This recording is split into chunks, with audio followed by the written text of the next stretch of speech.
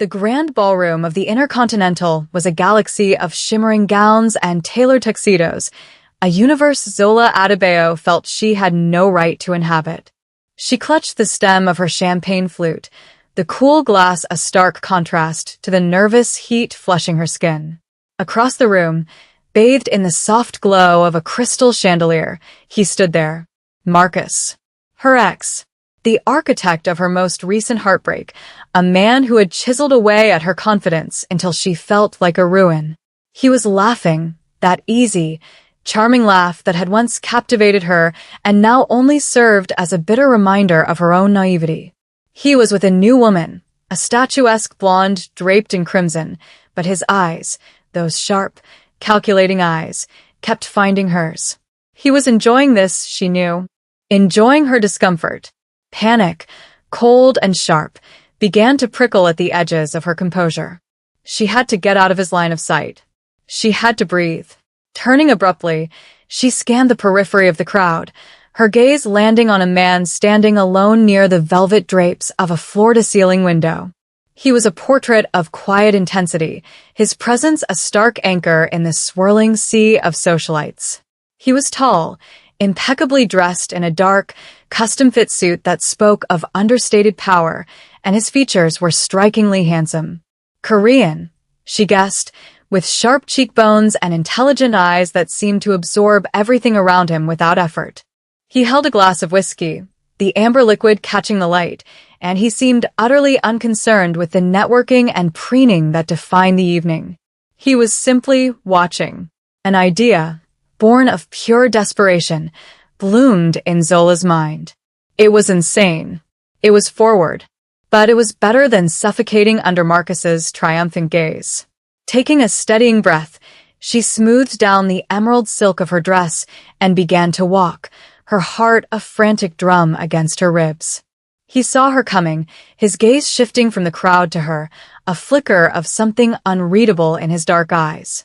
As she stopped before him, she felt impossibly small, all her practiced corporate confidence deserting her.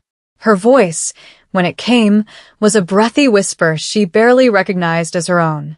"I have a strange request," she began, her eyes pleading with him to understand. "Could you dance with me? My ex is watching."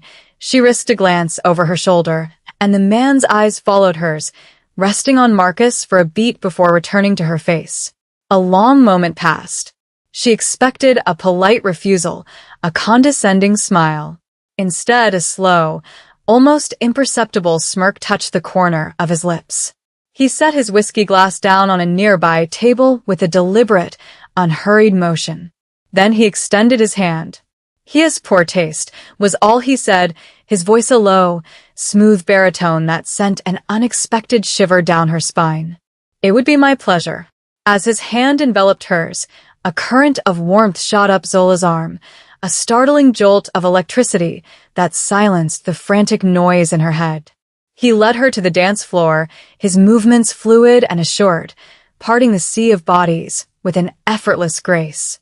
He didn't pull her close immediately, instead holding her at a respectful distance as the orchestra swelled into a slow, romantic melody. One hand rested firmly on the small of her back, the other held her hand as if it were a delicate treasure. It was a classic, formal hold, yet it felt more intimate than any touch Marcus had ever given her.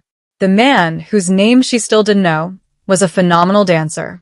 He guided her with subtle pressure, a slight turn of his wrist, a gentle squeeze of his hand, anticipating her every move until it felt less like dancing and more like floating. Zola, who had always felt a little clumsy, found herself moving with a grace she didn't know she possessed. She looked up at him, truly looked at him for the first time, and was struck by the intensity of his gaze. He wasn't just going through the motions, he was watching her, his dark eyes searching hers as if trying to read the story written there. "Zola," she said, her voice a little stronger now, buoyed by his steady presence. "My name is Zola."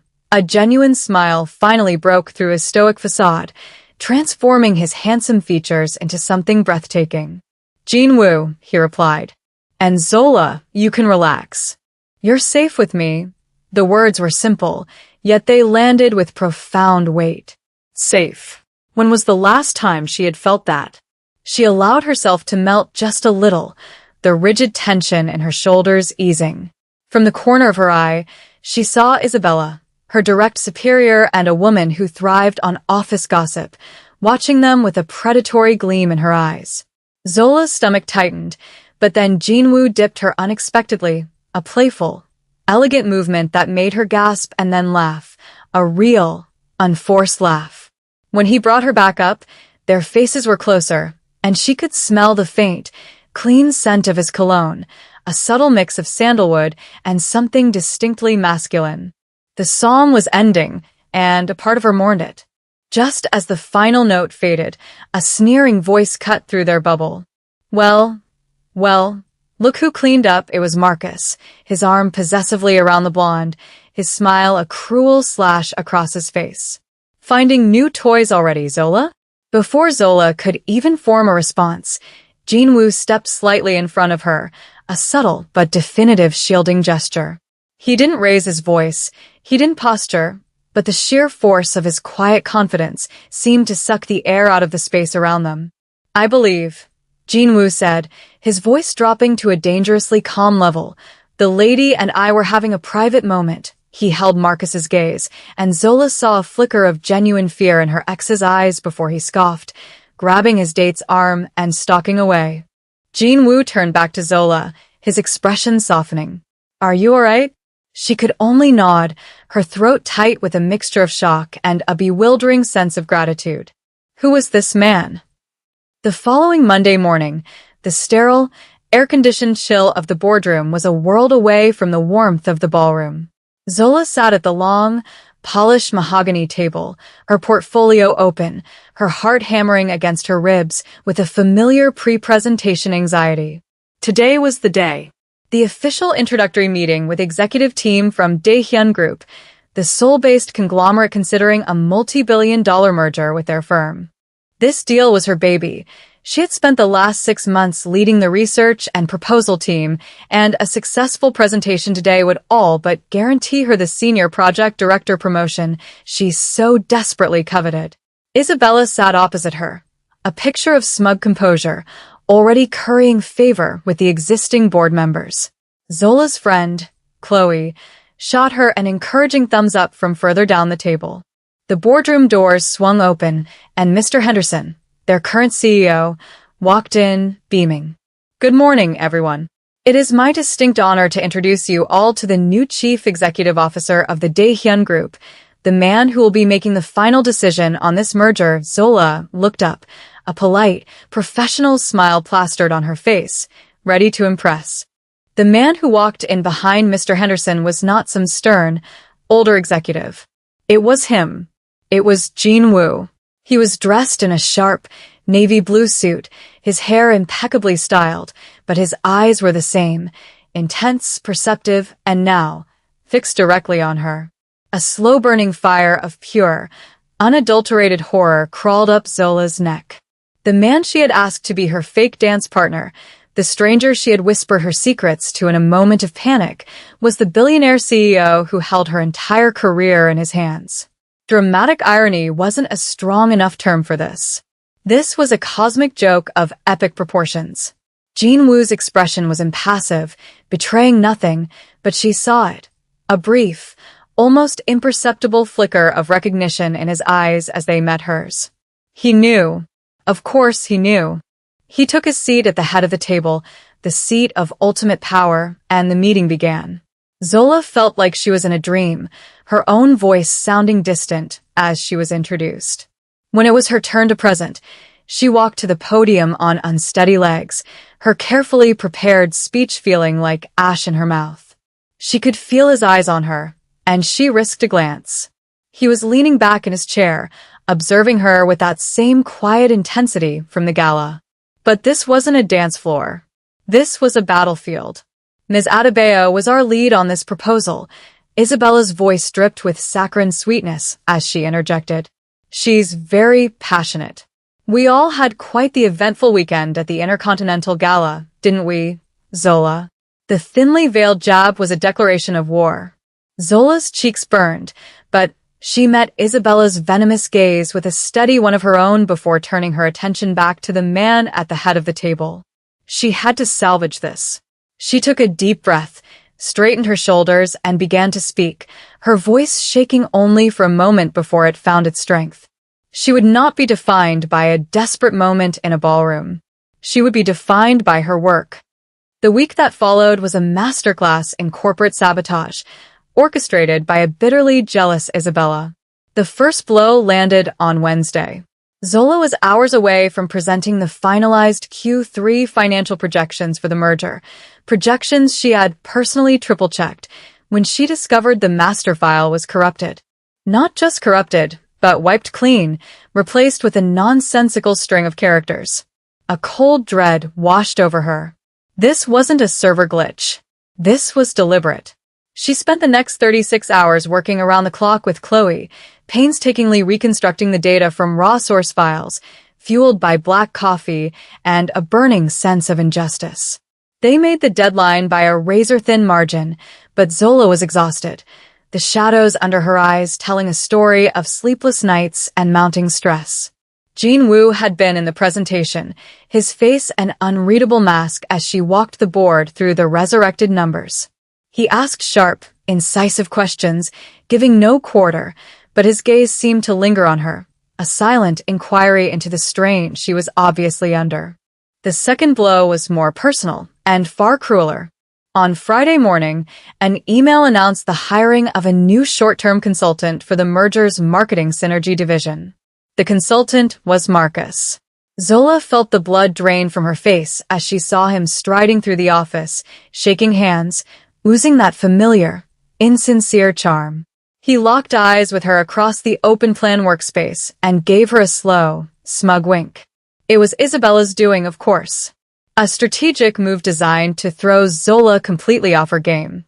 Having Marcus here, in her professional sanctuary, was a violation. Every interaction was a minefield, every hallway conversation a potential ambush of passive-aggressive remarks and feigned concern. "You look tired, Z," he'd say, leaning against her desk. "Burning the midnight oil?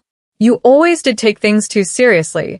He was a constant, unnerving reminder of the gaslighting and emotional manipulation she had fought so hard to escape.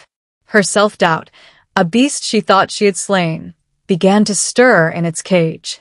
Chloe was her rock, a fierce defender in the face of the onslaught. "She's a snake," Chloe muttered, glaring at Isabella's office. "And he's the venom she's using. Don't let them win, Zola." "You are 10 times the professional she is." Zola tried to heed her friend's words, focusing on her work with a ferocious intensity. She meticulously documented everything, saved files in multiple locations, and communicated through emails to create a paper trail. She would not be caught off guard again. Through it all, she was acutely aware of Jin Woo's presence. He was a quiet observer, always seeming to be there when things went wrong, a silent figure in the back of a tense meeting, a brief, shared glance in the elevator. He never intervened directly, yet Zola felt his scrutiny not as a threat, but as a test. It was as if he was watching, waiting to see if she would break. And Zola was determined not to. The breakthrough came late one Thursday night. Zola was alone in the office, long after even the most dedicated workaholics had gone home, sifting through server logs with a gnawing suspicion she couldn't shake. The official IT report had blamed the corrupted file on a transient power surge, a convenient, catch-all explanation that felt too neat. She wasn't a cybersecurity expert, but she was meticulous. She cross-referenced the server access times with the building's security fob records. And there it was. A single login to the finance server at 2:17 a.m. on the night of the corruption. The login credentials belonged to a junior analyst in Isabella's department, a young man who was notoriously terrified of his boss. But the security records showed that the analyst's fob hadn't been used to enter the building after 6 p.m. that day. However, another fob had accessed their floor at 2:12 a.m. and left at 2:20 a.m. Isabella's fob. It wasn't definitive proof. Isabella could argue she was working late and the analyst had left his computer logged in, but it was a thread. A very strong thread. The next morning, the tension between Zola and Isabella was a palpable, living thing in the office. Isabella watched her with narrowed, suspicious eyes, as if she could sense that Zola was onto her. The final piece of the puzzle fell into her lap that afternoon, in the form of an interoffice mail envelope with no return address. Inside was a flash drive. Chloe stood guard as Zola plugged it into her laptop. It contained a single audio file. She clicked play, and the tinny, secretly recorded voice of Isabella filled the silence. "He's just a pawn, Marcus. Do what I tell you. Rattle her cage. Make her look unstable. When I get the promotion after this merger, I'll make sure you're well compensated for your consulting services." The conspiracy was no longer a suspicion. It was a recorded fact. Later that day, Zola received a calendar invitation. Project update. The subject line read. The meeting was with Jin Woo. In his office. Alone. Her heart leaped into her throat. She walked into his penthouse office, a sprawling space with a panoramic view of the city skyline, feeling a mix of dread and a strange, electric anticipation. He was standing by the window, much like he had been at the gala, a lone figure of power against the glittering backdrop. "Ms. Adebayo." "Zola," he said, turning to face her. His formal demeanor was gone, replaced by something more personal, more direct. "Tell me what's really going on." It wasn't an accusation. It was an invitation. A test of her courage. She looked at this powerful, enigmatic man, the man who had held her on the dance floor and now held her future in his hands. She had the flash drive in her purse, a weapon that could either save her career or detonate it completely. She took a breath. "It's complicated," she began, her voice steady. He took a step closer, the space between them shrinking, charged with unspoken history.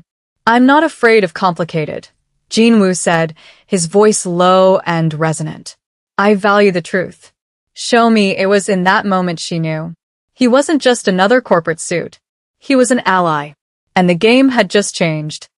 With the flash drive in her purse feeling as heavy as a handgun, Zola took a deliberate step into the vast, minimalist office. The city lights glittered below like a fallen constellation, a silent audience to the defining moment of her career. She met Jin Woo's gaze, a dark, steady anchor in the swirling sea of her anxiety. This was a gamble, a leap of faith based on a dance, a handful of shared glances, and a gut feeling that the man before her was different. He valued truth, he had said. She decided to give it to him, raw and unvarnished. She walked to the sleek, glass-topped desk that separated them and placed the small flash drive on its surface. It made a soft, definitive click in the quiet room. "Isabella has been sabotaging me since the merger was announced," Zola stated, her voice clear, devoid of the tremor she had feared. "She sees me as a threat to the promotion she believes is hers by right."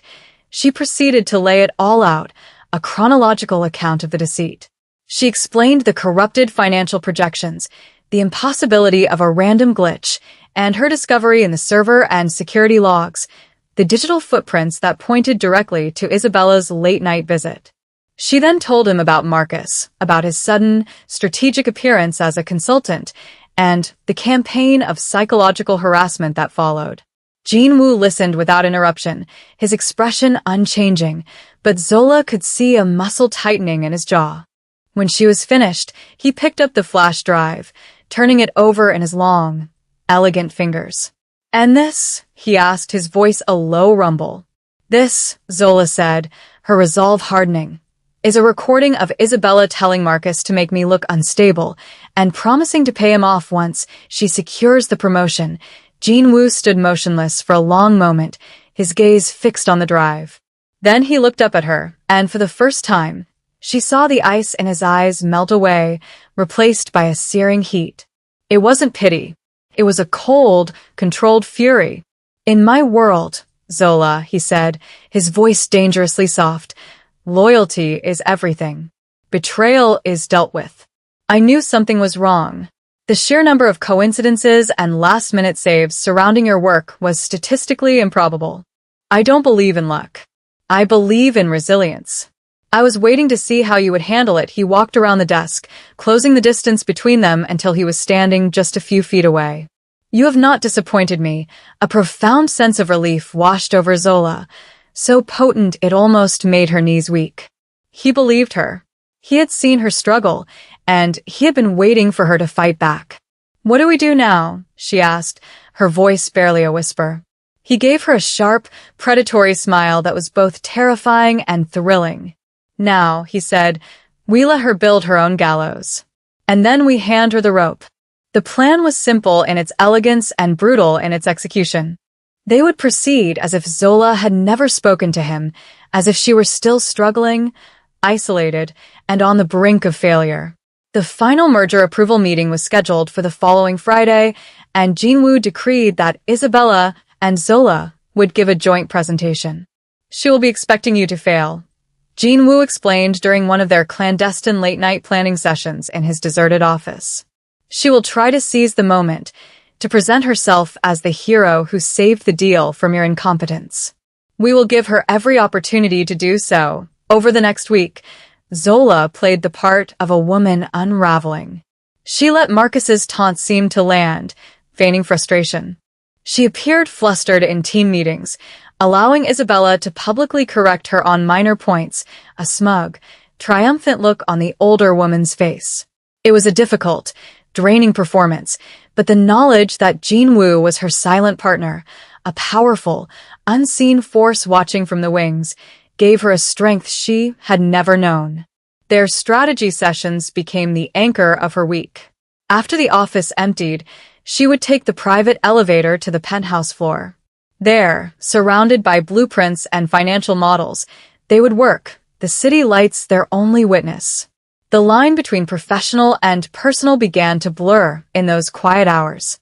He would order dinner, and they would eat from takeout containers spread across his billion-dollar desk, the conversation drifting from market projections to their pasts.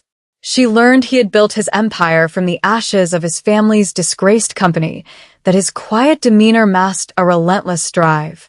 He, in turn, drew out her story, not just of Marcus, but of her ambitions, her dreams, the things that truly drove her. One night, as she was packing up to leave, her shoulders aching with exhaustion, he stopped her. "You're doing well," he said, his voice softer than she was used to. "This isn't easy. I just want it to be over," she confessed, looking up at him. The intensity of his gaze made her breath catch. He was standing so close she could feel the heat radiating from his body. He reached out, his thumb gently brushing away a stray eyelash from her cheek. The touch was featherlight, yet it sent a jolt of lightning through her entire system. His fingers lingered for a moment too long, a silent question passing between them. The air grew thick, charged with an undeniable current. "Soon," he promised, his voice a low murmur that was for her alone. He dropped his hand, and the moment was broken, but the electricity of it remained, humming under her skin all the way home. The trap was set. The players were in position. And for the first time, Zola wasn't afraid. She was ready. The night before the final presentation, the air in the city seemed to crackle with anticipation. Zola had gone over her part of the presentation 100 times, her notes memorized, her counter-arguments prepared. Yet a nervous energy still thrummed beneath her skin.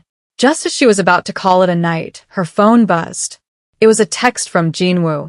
"Are you ready for tomorrow?" She smiled. "As I'll ever be." A moment later, another text came through. "I'm downstairs."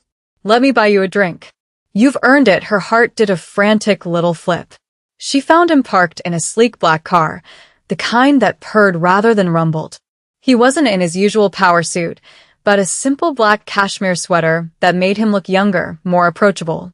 He took her to a quiet, dimly lit jazz bar, a hidden gem tucked away from the city's frantic pace. The pretense of business was gone, replaced by an easy intimacy that felt both new and strangely familiar. "I have a confession," he said, swirling the amber liquid in his glass. "The night of the gala. I knew who you were." Zola froze, her glass halfway to her lips. "You did." He nodded, a wry smile playing on his lips. I make it a point to know everything about the key players in a deal of this magnitude. I had read your file. I knew you were the lead on the proposal. I was intrigued. He leaned forward, his voice dropping. And then this beautiful, incredibly brave woman in a green dress walked up to me and asked me to dance because her ex was watching. How could I possibly say no? Zola felt a blush creep up her neck. All this time, she thought she had been a complete stranger to him, a random face in the crowd. But he had been watching her even then. The knowledge was both terrifying and exhilarating. You were testing me, she realized aloud. From the very beginning, I was, he admitted, his eyes holding hers. I needed to know if the brilliant strategist on paper had the strength to survive in a boardroom full of sharks. You've proven you're not just a survivor, Zola. You're a queen. The word hung in the air between them, shimmering with unspoken meaning. After the bar, he drove her home, the comfortable silence in the car filled with everything that hadn't been said. He walked her to the door of her apartment building, the cool night air wrapping around them. Under the soft glow of the entrance light, he stopped, turning to face her fully. Tomorrow, he said, his voice a low, serious murmur, you will take back your power. You will show them all who you are, and you will do it with grace and with fire. He reached up, cupping her face in his hands, his touch gentle but firm. But tonight, just be Zola, and then he leaned in and kissed her. It wasn't a tentative, questioning kiss. It was a kiss of certainty, of pent-up admiration and a deep, simmering passion. It was a kiss that tasted of whiskey and promises, a kiss that silenced all the remaining doubts in her mind and set her soul ablaze. When he finally pulled back, they were both breathless. Get some rest, he whispered, his forehead resting against hers. You have a war to win in the morning. The main boardroom felt like a gladiatorial arena. Sunlight streamed through the floor-to-ceiling windows, illuminating the dust motes dancing in the tense air. The entire board was present, along with Mr. Henderson, Marcus, Isabella, and Zola. Jean Wu sat at the head of the long table, a silent, imposing judge presiding over the proceedings. Isabella began the presentation, her voice smooth and confident. She was at the top of her game, weaving a compelling narrative of the merger's potential, seamlessly integrating Zola's research as her own. Zola stood beside her, playing her part, appearing slightly nervous and deferential. She could feel Marcus's smug gaze on her from across the table. The trap was sprung halfway through. While the overall projections are strong, Isabella said, adopting a tone of grave concern, I would be remiss if I did not bring a potential issue of internal instability to the board's attention. She clicked to a new slide, which showed a fabricated email chain. In it, Zola appeared to be communicating with a competitor, sharing sensitive data. I discovered this last night, Isabella said, her voice dripping with false regret. It appears Ms. Adebayo's personal duress, which we have all witnessed, may have led to a catastrophic lapse in judgment. A collective gasp went through the room. Mr. Henderson looked at Zola, his face a mask of disbelief and horror. Marcus leaned back in his chair, a triumphant smirk on his face. This was it. The moment of her execution. Zola felt a strange calm settle over her. She looked at Jean Wu, who gave her a single, almost imperceptible nod. It was time. That is a very serious accusation, Isabella, Zola said, her voice ringing with newfound confidence, cutting through the stunned silence. She walked to the podium, taking control of the presentation. And it's a very clumsy fabrication. With a click of her own remote, she brought up her own slide. It showed the email's header information, a string of technical data. As you can see from the IP address and metadata, that email originated not from my computer, but from a terminal in the marketing department, specifically the one assigned to our temporary consultant, Mr. Davis. Marcus's smirk vanished, replaced by a pasty white shock. Zola didn't stop. She methodically, clinically dismantled every lie, presenting her own documented evidence, the server logs, the security fob records, the restored, original financial models that showed Isabella had been subtly altering numbers to overstate her own department's contributions. The boardroom was utterly silent, captivated by the drama. Isabella hasn't just been trying to discredit me, Zola said, her eyes locking on her tormentor. She has been actively sabotaging this merger for her own personal gain. For the final, killing blow, she looked directly at Jinwoo. With your permission, Mr. Kim, I have one final piece of evidence, he nodded again. Zola pressed a button, and the audio file from the flash drive played through the boardroom speakers. Isabella's voice, sharp and venomous, filled the room. He's just a pawn, Marcus. Rattle her cage. Make her look unstable. The sound of Isabella's treachery, raw and undeniable, was her undoing. Her face crumpled, the mask of professional composure shattering into a million pieces. Mr. Henderson shot to his feet, his face purple with rage. Security, he roared. The confrontation was over. The war was won. In the chaotic aftermath, as security escorted a sputtering Isabella and a terrified Marcus from the building, a sense of surreal victory settled over Zola. Chloe rushed to her side, wrapping her in a fierce, triumphant hug. Colleagues who had previously kept their distance now offered words of congratulation and admiration. Even Mr. Henderson approached her, his expression a mixture of shame and respect. Ms. Adebayo. Zola. I am profoundly sorry. I misjudged you, and I allowed this to happen under my watch. Zola accepted his apology with a grace that surprised even herself. An hour later, she stood once more in Jinwoo's office. The adrenaline had faded, leaving a quiet, bone-deep satisfaction. He was behind his desk, signing a series of documents with swift, decisive strokes. When he finished, he put the pen down and looked at her, his dark eyes warm with an emotion she was beginning to recognize as pride. The final merger papers, he said simply. It's done. He stood and walked over to her, stopping just before her. I have also just approved a significant promotion. Senior Project Director, heading the entire merger integration team. The position is yours, Zola. You've more than earned it. A tear of pure, unadulterated joy escaped her eye, and she quickly brushed it away. Thank you, Jinwoo, he smiled, a genuine, unguarded smile that lit up his entire face. The thanks are all mine. You've saved this deal and exposed a rot within this company. He closed the remaining space between them, his hands finding her waist. The professional business was concluded. This was personal. I told you he had poor taste, he murmured, his voice a low, intimate rumble, echoing his words from the night they met. He saw a beautiful woman. He never saw the diamond. He leaned in, his lips brushing against hers in a soft, tender kiss that spoke of respect, admiration, and a deep, burgeoning love. So, she whispered against his mouth, a playful curiosity in her voice. This whole mysterious, powerful CEO thing. Is that all there is to it?